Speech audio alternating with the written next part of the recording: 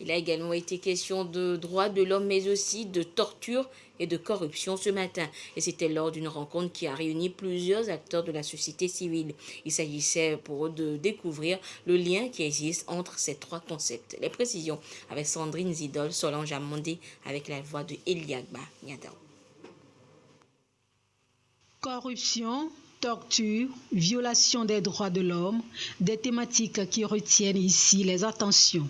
Gouvernement, société civile et membres de la PLUSIA se concertent pour lutter plus efficacement contre ces maux qui minent la société togolaise. Il y a des phénomènes comme la torture et la corruption qui ont un impact très négatif sur la jouissance par les citoyens des droits de l'homme. Et donc il nous a semblé important de rassembler les acteurs de l'État pour que chacune de ces catégories puisse prendre conscience. Et ce que nous espérons essentiellement à la fin de cette journée, au-delà de la prise de conscience, de travailler ensemble sur ces phénomènes, c'est mettre sur pied clairement un groupe de travail qui justement va mener des actions de sensibilisation, des actions de formation et qui va faire du plaidoyer. La corruption, par exemple, fait perdre environ 1 000 milliards de dollars par an selon la Banque mondiale. Il urge que les fauteurs répondent de leurs actes.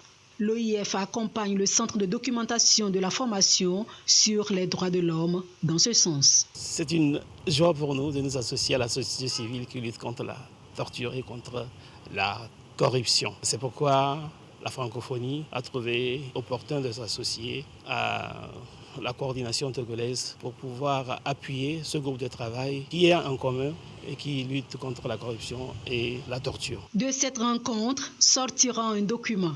Des grands astres devront permettre de combattre au mieux la corruption et la torture, mais aussi de faire respecter davantage les droits de l'homme au Togo.